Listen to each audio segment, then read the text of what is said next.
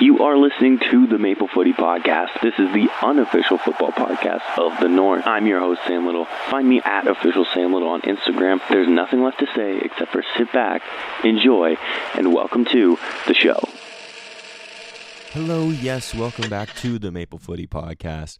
And just right off the bat here, very excited to finally say that the podcast is now available everywhere that you listen to your podcasts: Apple Podcasts, Spotify, Amazon Music, Deezer, Pandora, wherever else. It's iHeartRadio. It is everywhere now. So no more having to be on YouTube. It will still be an option to listen on YouTube if that's how you would like to. Now you can listen to it in your car, whether you're in one room or you're on your phone and you just want it in the background casually. You can now do that. You don't have to just exclusively be on YouTube. So yeah, pretty excited about that. Hope that, hey, who knows, maybe you find the podcast now through that. And if so, welcome. I hope that you enjoy this episode. But as you know how we do things here, we start out with the Maple Start. And I haven't really done a proper podcast really outside of our 2024 wrap up. So like the last week and a half, essentially, it feels like, it may be shorter, but it feels like it's been like a week and a half of me just taking notes of all the Maple news, if you will. And yeah, there's a lot, so I do apologize in advance if this Maple Start is rather long, but I don't mind because I do like talking about the Canadian boys. Just if you're here for the prem stuff, then you may be waiting a little bit, but I'll try to condense it as much as I can. But yeah, without further ado, let's kind of get going, because we are in January and there was talks of a potential January camp for our men's national team, and it did not come to fruition, as Jesse Marsh about a week or so ago in a press conference had said there's just no money in the federation for a January camp, which I think is a bit of a shame. It would have been nice for some of the boys who are out of season right now, like I'm talking MLS, CPL boys, to get a chance to kind of impress Jesse Marsh. Sadly, not the case, but you can only work with what you got, I suppose. So it's just a bit of a shame. I would have loved to have seen that. Like I said, I think it would have been a great opportunity for some of those guys, maybe the guys on the fringes of the squad that are looking to impress.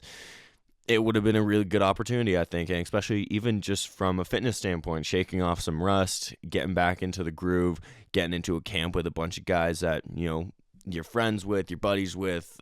So I think it's a bit of a shame, but hopefully one day, maybe next January, hopefully, we won't have to worry about this and there will be a January camp, hopefully. Moving into some transfer news, since it is the transfer window, Tajon Buchanan could be potentially, maybe, on the move from Inter Milan. Jury's still out, we don't know, but the club has been holding talks with him about what they want to do with him, following not really being used as much as we thought he would potentially be. The whole Denzel Dumfries thing of him. When Tajon signed, we thought Dumfries would be out the door over the summer. Then that didn't happen. And then Tajon gets hurt as well. That doesn't help. And now just doesn't seem to be getting a ton of minutes, which is a shame. But there's some loan options, apparently, rumor has it, from some La Liga clubs who would be in and around the Europa League and Champions League spots, so that could be a good destination. Some Premier League clubs who are more so towards the bottom end of the table. And then also, just a couple days ago, apparently Roma are sniffing around as well. So I think Tajon needs to go to a relatively top side in a top league and get minutes, because he is so crucial for us personally, and just for him as well, having come back from that injury. It's going to do him no good having to sit on the bench and get 10 minutes every other game. You're not going to get better or get back into game shape, So moving on from Tajon, let's talk about some Forge boys. There's been a lot of CPL news, a lot. I couldn't keep up with it all because so many ins and outs going on, a lot of new managerial appointments. But Forge, you guys know I'm a Forge boy, so I will kind of keep us updated on Forge. And as the CPL season kind of gets underway, I'll kind of more so talk in depth about CPL. But Brian Wright on his way to Forge. This is a massive move for Forge, I think. Brian Wright was the Players' Player of the Year last year. He had a great season overall, proving that he's more than just a goal-scoring poaching number 9. He's very comfortable with the ball at his feet, creating opportunities, creating space for his teammates. And Forge, once Poku left in August of last season, they struggled for goals and to fit someone in there. So I think Brian Wright is a great option to pick up. That's a massive loss for York United, but a huge get for Forge, I think. It'd be interesting to see what Forge now does with Tyrion Campbell, who is out of contract, and they haven't exercised his option or nothing. So I'll be interested. I would assume if Forge doesn't pick him up, someone will have to pick him up. He is quality. They're like, come on. But before even Brian Wright even signed, there was pictures of him training with Forge. Who was with him, you may ask? Mo Babuli. And then Brian Wright, of course, has been confirmed as a Forge player. Mo Babuli to this point has not been confirmed as a Forge player, but he is out of contract with York. So, putting 2 and 2 together here, I feel like we could be seeing a Mo Babuli return to Forge. We'll have to wait and see, of course. I'd be okay with it. I do really like Babuli. I've followed him since his TFC days. So it'd be really cool to see him come back to Forge, but we will have to wait and see. Other Forge boys, Matusla and Duncan have both left the club. Shame, I think they're a big loss for the club, but if it's going to help their careers, and maybe they got some good options on the table. I know Matusla's already signed with the USL team. I'll be interested to see where Duncan lands because I thought he had a very good season last year. And then, of course, Captain Becker and two-time MVP Tristan Borges have both re-signed multi-year deals with the club, so keeping them at the club for the foreseeable future, and I think that's huge for Forge to keep those two. Looking at TFC, a good few things have happened. Theo Corbinu coming on loan with an option to buy to TFC. He was struggling to get minutes at Granada, so I think it's good that he's going to be coming to TFC to play, really. That's the goal here, is for him to play. He's a quality player. We know that. We've seen what he can do. Very nice guy, by the way. I met him. Hopefully it does work out here. I know TFC have been not the best the last few years. So hopefully maybe this season is the season they turn around with their new coach, Robin Fraser, who was confirmed to be the new head coach of TFC. And our women have also found their coach, Casey Stoney. I'm going to be honest, I don't know a whole ton about her managerial career. I've seen the reports and everything. I've read up a little bit about her since she's been appointed. So hopefully no drone gate. Cross our fingers. That goes for you too, Jesse Marsh.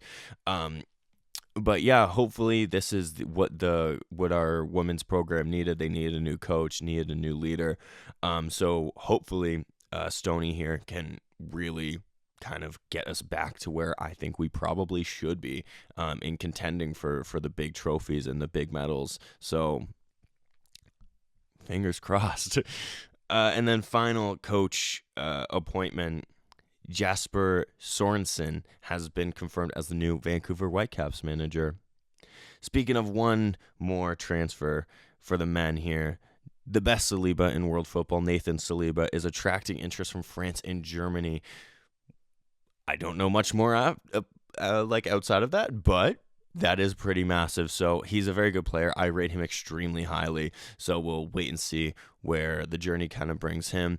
If he stays in Montreal or if he goes, either way, I think he's going to have a very big 2025.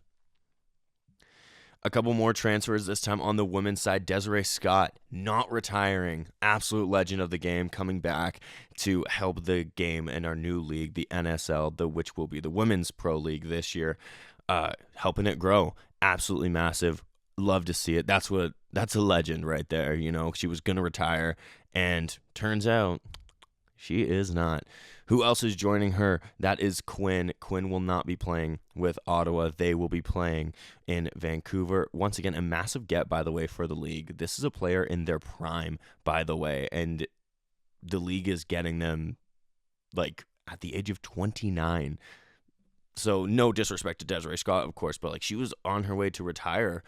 But now you have Quinn coming in, who is in their prime. That's massive for me. I think that's massive. Gets more eyes on the league, builds the respect, I think, pretty instantly. With all these acquisitions, of course, Scott, Quinn, I believe McLeod, and a good few others. So I think that's massive, hoping the NSL has a great first year here. Moving into some player. We got Jonathan David has a busy week playing a bunch of Canadians. This past week, he played Theo Bair in a 0-0 draw where David actually surprisingly missed a penalty. He does not do that often. They both did get on the pitch. Theo Bair got on for the last couple of minutes, and I believe they may or may not have swapped jerseys. I saw pictures of Theo Bair holding a Lille jersey at the end of the game, so I really hope, in my head, I will say he did definitely swap with Jonathan David, but do not quote me on that because it might not have been Jonathan David. Then Jonathan David played Derek Cornelius and Kone just the other day. And coming up this, I believe it's weekend, he's playing Moise Bombito, so he knocking off all the Canadian boys. Very funny, in my opinion, just how our Canadians are all playing each other in the span of like a week. I think that's very funny. Alistair Johnston grabbed his 6th assist of the season. He is playing like a true number 10 as the number 2 that he is. Absolutely love it. He's having a great season with Celtic. And speaking of seasons, sadly, I've been a big fan of Kwesi Poku, but his season is officially over. He had surgery on a hernia, I believe the report said. Shame. It really is a shame. He was really coming into his own, having a good start in Belgium, obviously coming off of that great season with Forge. So it's a real shame, but obviously health always comes first, 1,000%. But yeah, just from like a personal standpoint for him, and then of course for us as supporters, it does definitely it is a bit of a blow, but I have faith that he will come back stronger and he'll be even better, and I'm sure we will see him in Canada camps by the end of 2025 again. And a final report, CPL is looking to expand 8 teams in the next 8 years. That is massive, and I hope that definitely does happen. Now, with this all being said, let's kind of move into the Prem recap, if that's what you're here for. I do apologize. That was a long Maple start. That was a Maple news report. Thank you very much. Just about a week and a half of information built in there that I wanted to cover, and I'm sure there is even probably stuff that I can guarantee you there is stuff that I did actually cut out that I didn't talk about here, so it could have been even longer. But yeah, let's get right back into the Prem recap. Match week 21, that is crazy. This season is kind of absolutely flying by. Let's quickly tell you how this gets broken down, as I do every single episode. But in case this is your first, you will not be out of the loop. We go match of the weekend, technically match day since these did not occur during the weekend. Biggest winners of the match day, biggest underperformers, best performance, moment of the weekend, relegation zone, European places, title race. So yeah, let's get into it. Match of the week. What was the match of the week? I'll tell you what one of the match of the week was. Brentford and Manchester City. Just because of the absolute madness that was that last 14 minutes, you go from thinking that City's got the 2-0 win in the bag at the 78th minute, then Brentford scores in the 82nd, and then in the 92nd, we get a Christian Norgard goal to tie this game up. It was done and dusted for Manchester City, really, let's be honest. It was just see it out. Even once you conceded the first, okay, they're good enough to hold possession, keep chances to a minimum, and then see out the 3 points as they've done so many times. Not on this occasion.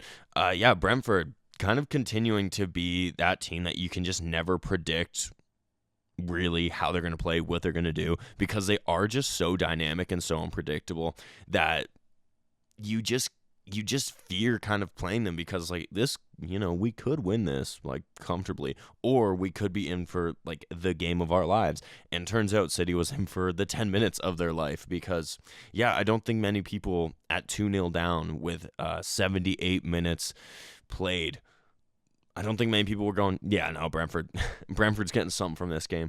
But evidently they do. And this kind of is a bad time for Manchester City, I think, because they've really kind of started to rebuild their form in the last few weeks, and then now to kind of have another roadblock in their season, as if they haven't had a million already, but to add another to it, yeah, it's tough, Not for me. I'm not a Manchester City fan, but I'm sure for the four out there.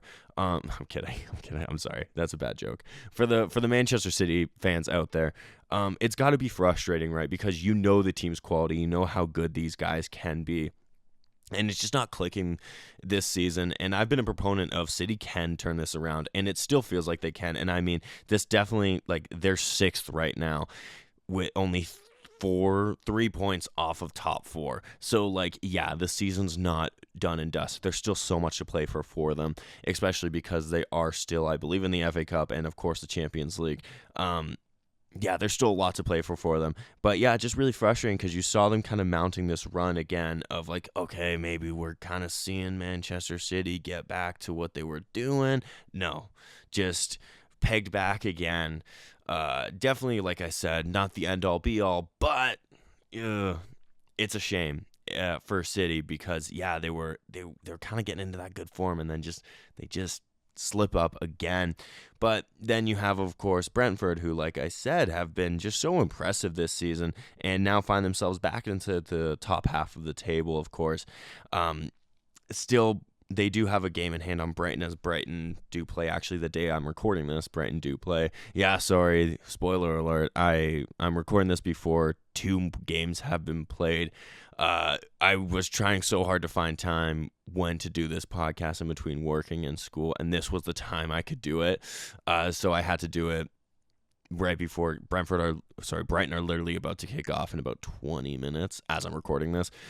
So hopefully nothing big happens in these 2 games. And if it does, then I'll just kind of give it a mention in the next episode. But anyways, back to Brentford because, right back into the top half of the table. Definitely earned. I think they've been a very good team this season. Very fun to watch, too, as a neutral, I will say.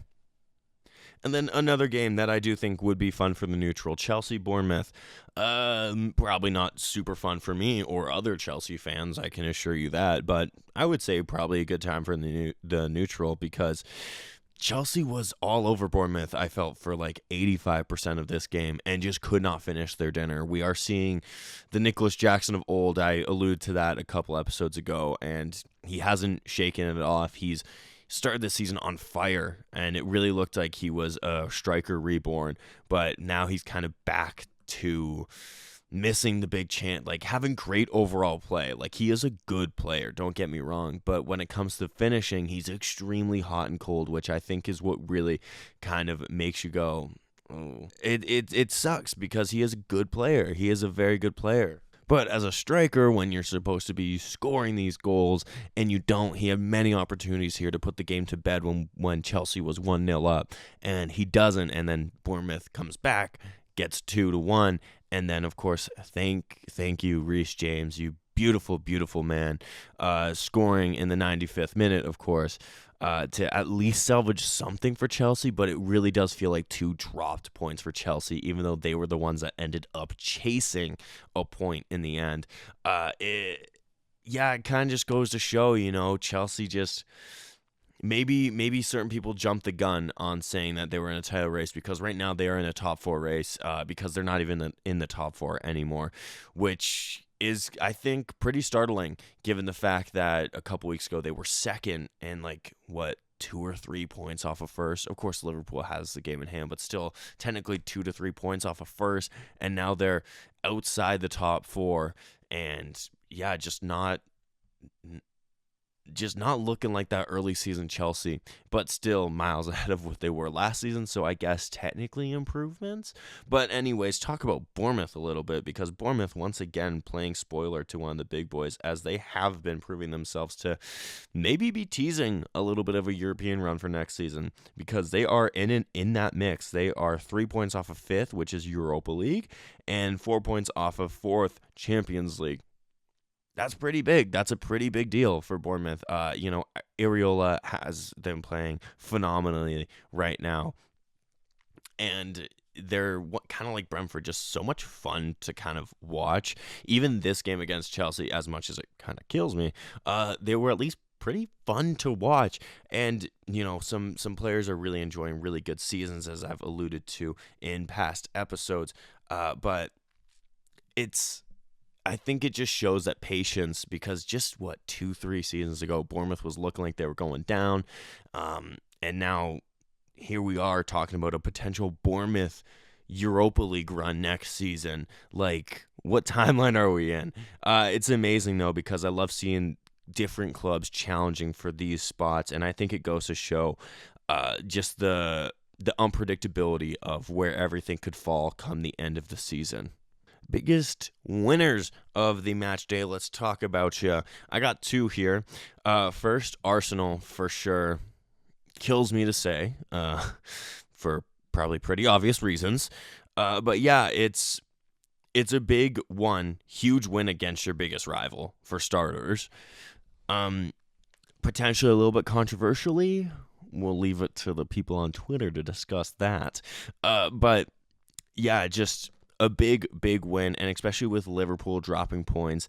I know Manchester City isn't really considered a title threat, but even in the European mix, Man City dropped points, Chelsea dropped points, Forest dropped points, who are just behind Arsenal. Who would have thought that we'd be saying, Nottingham Forest are a threat to Arsenal and Liverpool's title charge. They really are. And these are the games that you have to win. Your biggest rivals, when everyone's dropping points, it's kind of like a statement here of, you know what, we had a little dip in form a little bit, but we're back in good form. They've lost some key players, I will say that, Bukayo Saka is a huge loss for them, but they keep going. And sorry, it's really killing me to try to give Arsenal comments right now. They're really doing well right now, and I think that's all I can kind of say on the matter. Then we're gonna look at Newcastle, who once again, Alexander Isak, amazing run of games he's on. I believe he scored in 8 consecutive Premier League games.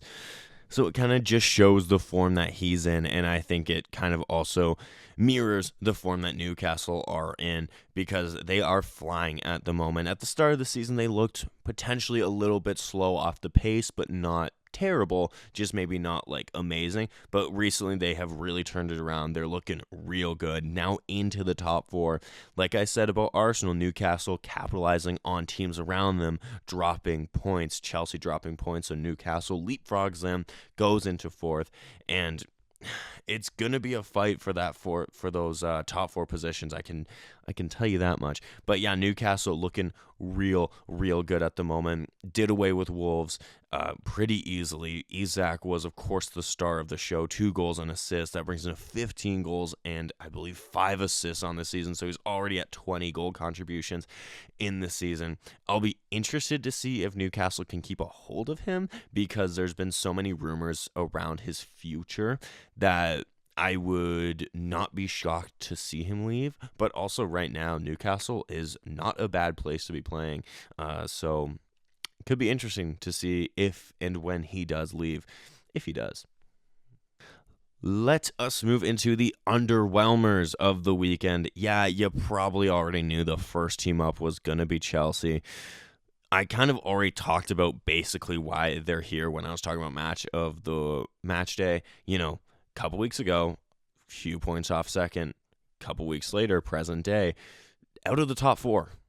Now, of course, not out the race, because still a lot of season to go, and only, I think, a point or 2. Let me check. Yeah, a point outside of the top 4, but still, now you're out of the top 4. You've got yourself now into a dogfight in this last half of the season for 4th place, whereas just a few weeks ago, it looked like, top 4 was not guaranteed, but looked pretty likely to happen. And potentially even maybe a title race in there as well. I would say probably an outside shot at a title race, but still. And now you're kind of on the outside looking in a little bit, kind of going, okay, now we have to pull our socks up and get back to what was working. And I think that's the thing that's kind of separated these last few weeks of Chelsea from early season Chelsea is they were doing things that were working. If, say, guys weren't playing well on the pitch, Enzo Maresca would switch them out in a heartbeat and bring on a positive substitution. Now he's waiting until like the 80th minute to be making an attacking substitution that doesn't change the game at all. No different tactic, just essentially just name for name, but doing the same thing. So I think that could be a factor. I also think the lack of clinicalness, is that a word? I feel like that's a word. The lack of clinicalness, we're going to run with it, in front of goal for Chelsea, I think is a concern as well. You know, Cole Palmer has bailed them out a good few times now these last 2 seasons. Nicholas Jackson at the start of the season, like I said, was looking like an informed, fine striker, and now he's looking like he was the Nicholas Jackson of old. Jadon Sancho is creating a lot of goal-scoring opportunities, but no one's finishing them. Pedro Neto has been extremely hot or cold, I would say. And then, of course, Christopher Nkunku barely getting a sniff. When he does, he doesn't really look like he fits a system. Also a guy who could be on the way out. So you're kind of looking, you're going, okay, who's our consistent goal scorer here? Because we cannot rely on Cole Palmer, who's not a striker, to score all these goals. Yes, he's scoring these goals, and thankfully he is doing it, but you also need like a proven striker, and there isn't one at the moment. So anyways, my little Chelsea rant out the way. Another underwhelmer. I gotta go Liverpool, because they had a chance to extend a lead at the top of the table against a title rival. Still baffles me that we're saying that, against a title rival in Nottingham Forest. And they looked slow, they looked sluggish, they looked lazy, they looked uninterested. And that's not what you want when you're in the middle of a title race. When they're in control. Like, they are in control of their own fate here, and they are letting it slip. It's very, very strange to me, because at least at the start of the season, they at least looked like they wanted it. And I've been a very big critic of not being impressed by them, but they at least always looked like they wanted it. Now, these last few games, they don't even look like they care. They don't look like they want it. It's very strange. You got Alexander-Arnold, boyhood Liverpool. He doesn't look like he cares. Put him on the jet to Madrid at this point. If he's not going to play for the badge, if he's going to play for whoever's wants him at the end of this season, then just honestly just get him gone at this point. Alisson hasn't looked the same since coming back from injury. He's looked a noticeable step down from Kelleher. Van Dijk, while I actually think he's been one of the top center backs in the league this season, he can't do it all by himself. You know, he just can't. It's essentially a backline of Van Dijk at this moment in time. And then, you know, you got Mohamed Salah, who he's not playing great, but he's getting the goals, so at least you have that covered. Like, you know that Salah's probably most likely going to create or score something. He doesn't on this occasion. And then who else do you have? Gravenberch has had an amazing season, but you know he's going to win you the ball to set up a goal potentially, but he's not going to be the guy like creating a goal. McAllister, he controls the game, but once again, you can't really rely on him for goals. Then you're looking at who I've been a big fan of this season, Cody Gakpo. But I don't know, they just don't look super interested at this moment in time, and it's very, very baffling. If I was a Liverpool fan, I'd be very concerned with the fact that they could be letting Arsenal and Nottingham Forest, interestingly enough, back into the title race. So it's just very, very baffling to me that now's the time they decide to look uninterested. Whereas I've been saying the last few weeks, this is the turning point potentially for Liverpool of can they or can they not either extend that gap, or are they going to totally collapse? And it's really looking like they're going the collapsing route. I still do think they can turn this around. They do have quality. So I think it's just a matter of Slot figuring out the best way to get the best out of his players. And if he can't, then yeah, we could be seeing, I think, an Arsenal or Nottingham Forest. Still strange to me. Nottingham Forest potential Premier League trophy lift, which I think is kind of crazy, right? Nottingham Forest? Like, we all agree that's crazy, right? Another huge underwhelmer for me this time out was Fulham. Looked like they didn't know how to pass a ball. they were the constructors of their downfall here, with each player, I think, trying their best to make sure Fulham lose this game, which is interesting because Fulham have been, I think, a very good team this season. Still sitting ninth in the table. European football also a possibility for them next season, but not if they play like this, because they just gave West Ham 2 goals. Like, literally gave West Ham 2 goals. First, you have Leno passing it out to, I believe it was Pereira, and then Pereira just passing it to a West Ham player, and they scored. That's the first goal. And then Leno doesn't learn from his mistake in the second half and passes the ball straight to a West Ham player, and he scores. It's just so strange to me because, like, they're a quality side. You cannot be making mistakes like this in such, like, this is crunch time of the season now. Like, the last half of the season, as we all know, like, this is crunch time in the season. Like, games are thick and fast. Everybody is bouncing in and out of different positions here, and you're just letting your team just down so badly. And honestly, like, Leno has really rebuilt his career, I would say, very well following leaving Arsenal. And honestly, I would probably take him over either of the Arsenal goalkeepers that they've brought in the last couple of years, whether it's Raya or Ramsdale. I think he is quality, but this was just such a baffling game to kind of watch, just an absolute collapse here. But it's good for West Ham, who started their manager bounce off well. Graham Potter, shout out, former Chelsea manager. And yeah, it's I don't understand. I just don't get it. Like, just, it's literally like quite like shooting yourself in the foot and then going, oh shoot, what happened? Like, that feels like what that game was. I really don't understand it. And finally, we're going to move into Wolves, who find themselves back into the relegation zone.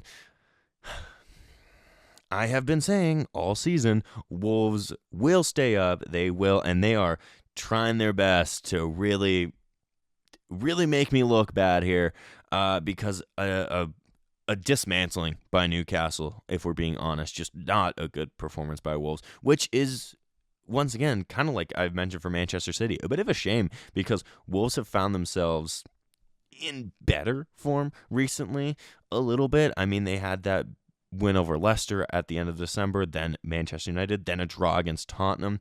But now, starting out this new year, they haven't started out well. Lost to Forest, and now a loss to Newcastle. They play Chelsea next, who, honestly, who knows at this point what Chelsea you're going to get. Are we going to get the good Chelsea, or are we going to get the terrible Chelsea? We don't know at this point.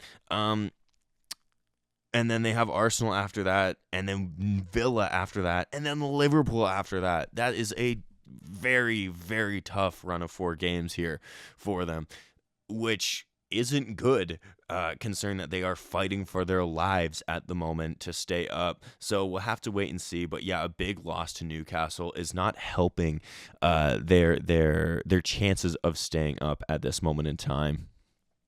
Let's talk about best performance of the weekend. Well, match day, I should say. My apologies. Yes, Alexander Isak for Newcastle. It was a great performance. Dictated the flow of the game from that number 9 position. At the heart of all of Newcastle's attacks, it felt like. Of course, leaves the pitch, being directly involved in all 3 goals, 2 goals, an assist. Yeah, it's very clearly the performance of the match day, as I kind of felt like we were lacking a lot of individual quality to really talk about, because yeah, there was definitely good performances, but nothing that was like, okay, yeah, that really jumped out at me. So really, that I think that's the shortest best performance I think I've ever done, because I'm just saying, Isak, I thought he had a great game out. Sorry, I usually do a good few, but yeah, it just really felt a little bit underwhelming this time out. So yeah, we'll move on. Moment of the match day. You know what's coming, because I did it every time he played earlier in the season before his injury. I'm going to do it every time he plays now. Reece James played football, and I am happy about that. What makes it even better is he scored a beautiful free kick. thank you very much, Reece James. That's my captain. Just a shame that we wasted a Reece James comeback goal in the 95th minute on a draw against Bournemouth that we should have been comfortably winning. But, we'll still take it. It was a great moment. All things considered, it was a beautiful moment. You saw what it meant to him. It's just different for guys that come through the academies, I think, and are now playing and doing so well in the league. So hopefully, the rest of his season is injury-free. Knock on all the wood here, and just hope for it to be good. Then, of course, a little bit more than a moment, but more so 10 minutes. Yeah, it's the Brentford turnaround, as I kind of touched upon earlier in the episode. I don't think many people saw that coming, and then it happened, and it was pretty cool. So, yeah, definitely, I think you have to put that up here. And then finally, Diogo Jota and Tsimikas coming into the Liverpool-Nottingham Forest game and scoring with both of their first touches. Tsimikas takes the corner kick. Forgot what it was called for a second. Takes the corner kick with the first touch of the game. I don't think I've really ever seen that as well, by the way. Someone coming on and then immediately taking a corner kick, apart from to waste time. This very much was not wasting time. Takes the corner kick, and Diogo Jota scores immediately. First touch for both of them. I don't think I've ever seen that, and that's very, very funny to me. If only Jota could stay healthy, I think for Liverpool, a lot of their goal-scoring woes, outside of course, Mohamed Salah, a lot of their goal-scoring woes, I feel like would really be put to bed here, because he just finds the back of the net so easily. And yeah, it's just one of those things, a lot like a lot of injury-plagued players who are very clearly quality. It's one of those things where it's like, yeah, it sucks, because you can see the quality that they can bring to the team. And then, of course, sadly, some guys just get injured. But let's move away from moments and let's talk about zones. And I ain't talking about no other zones other than the relegation zone. Yeah, relegation zone is what we're talking about. Southampton, of course, they haven't played as I'm recording this, but they play Manchester United. Pretty safe bet in that battle between two relegation sides. Manchester United's probably going to get the job done here. I mean, Southampton, they're just not good, so pretty safe to say that they will. I mean, regardless of if they win, lose, or draw, they will be bottom of the table still come the end of this match. So, yeah. Then you got Leicester ahead of them, who, once again, proving that they really just aren't quality enough to be in the league. 2-0 loss at home to Crystal Palace. It seems like they just keep on losing or drawing to relegation rivals, and that's doing them no good. This is Leicester, sorry, I'm talking about. And yeah, it's just not looking good for Leicester. As I've said multiple times now this season, I find it hard to look at their squad and see anything to really make me think that they have the minerals to stay up. I really don't think it's going to happen. Especially now that they really do feel like they are out of ideas, and I think out of real class.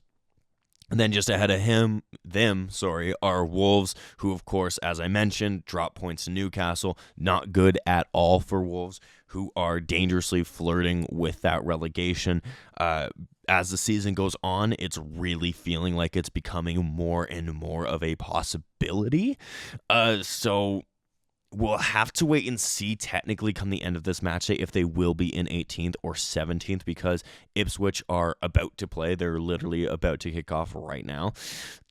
We'll have to wait and see, because if Ipswich lose by more than 2 goals, they will be 18th and Wolves will be ahead of them on goal difference.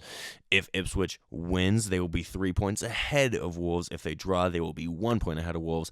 So we'll have to wait and see kind of how that plays out. Then, of course, you have Everton as well, who have that game in hand. Of course, it is against Liverpool. But yeah, newly under David Moyes again for the second time. Yes, the second time in the club's history. They lost, kicked off their manager bounce well. They lost to Aston Villa immediately.